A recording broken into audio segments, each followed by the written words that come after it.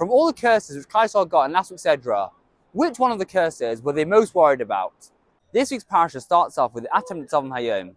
Rashi brings a medrash to explain to us that Klal Yisrael were very worried. After last week's Edra, Klal Yisrael had 100 minus 2, which was 98 curses.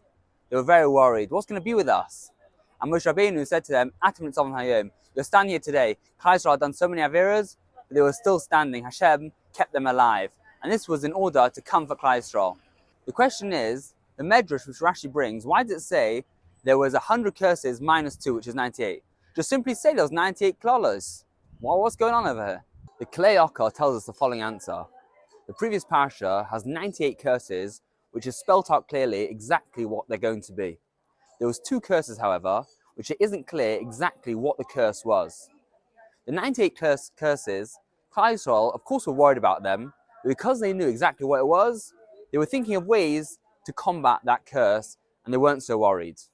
However, the 2 curses, which they weren't exactly clear, they didn't know exactly what it meant, those 2 they were most worried about, because you can only combat and deal with something which you know about. You know what the problem is, you can resolve it.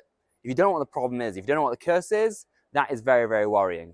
And that's exactly what the medrash, which Rashi brings, is telling us. The 100 curses minus 2, those 2 which they didn't know exactly what it was, these were the curses which Klal Yisrael were very, very worried about, and that's why Moshe Rabbeinu had to come along and say, Atem Nitzavim Hayom, you're standing here today, you'll be okay, even if you don't know what the curse is, and it could be very, very worrying. You don't know how you're going to survive with these 2 curses. However, don't worry, Klal Yisrael, you're standing here today. The lesson I'd like to take out from this is the following.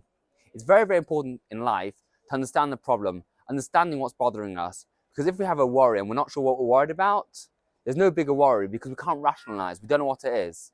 It's always important to understand ourselves, be clear, what's the problem, and as soon as the person identifies and understands one's problem, then you can start working with it and dealing with it. You should all have an amazing Shabbos.